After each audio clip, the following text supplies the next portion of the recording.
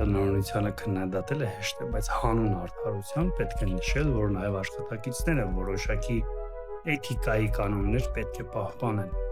Օրինակ, երբ որ տնօրինությունը խոսում է կամ ինչ-որ բան է ներկայացնում, պետք չի ընդհատել։ Թեկուզ եւ դուք արդեն կռահել եք, թե միտքը ինչի մասին է, պետք չի ընդհատել։ Եվ եթե ձեր ընկերությունում դուք խոսում եք ոչ պաշտոնական լեքսիկոնով, այլ խոսում եք օրինակ աղբեր ջանով, դա չի նշանակում, որ ընկերությունից դուրս, եթե իրեն տեսնեք մեկ այլ մարդու հետ, կամ ընկերություն գա ինքը մեկ այլ մարդու հետ, ով ձեր ընկերության մասը չի, իր հետ էլի պետք է շարունակել խոսել այդպես, քանի որ դա կարող է թանկ նստել ոչ միայն ձեր վրա, այլ նաև ընկերության վրա։ Եվ հիշեք, որ ձեզ վճարում են ոչ թե ձեր ժամանակի համար, այլ ձեր ցույց